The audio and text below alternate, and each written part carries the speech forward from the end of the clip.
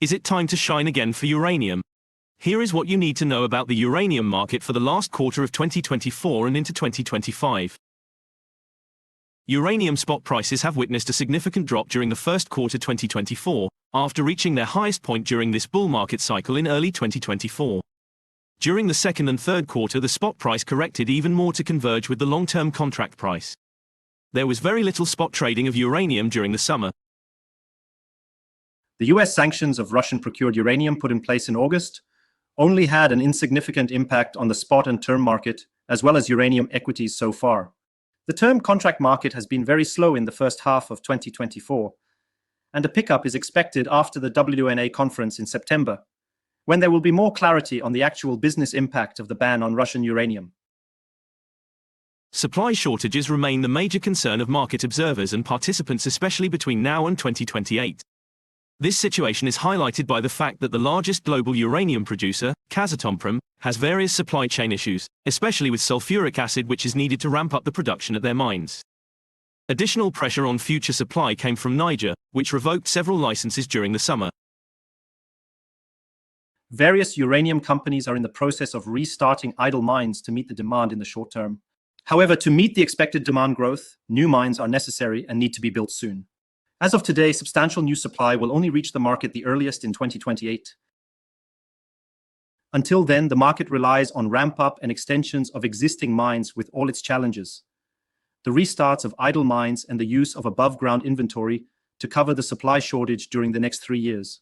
Any disruption to this fragile equilibrium could lead to a substantial short-term increase in the uranium price. Growing recognition of uranium as a reliable and stable source of baseload power has led a growing number of countries to initiate the planning for new nuclear reactor builds or are enlarging their current reactor build programs. This was reinforced during the Nuclear Summit in Brussels in March, where more than 30 countries pledged to increase the use of nuclear power. China has announced in August the latest approval of 11 nuclear new reactors to be built. This program keeps China on track to build at least 10 reactors a year and ensures that Chinese buyers will be active in the market to secure the necessary fuel. The projected demand is further enlarged by the numerous nuclear reactor life extensions that are currently granted by governments all over the world to have sufficient electricity available. In addition, the recent announcements of Serbia and Switzerland that propose lifting bans on nuclear reactors could lead to increased demand in the future. Kenya announced plans to build their first nuclear reactor starting in 2027. In Europe, Czech Republic and Poland are starting new nuclear reactor build programs, whereas Sweden and France are in the process of expanding their existing fleets.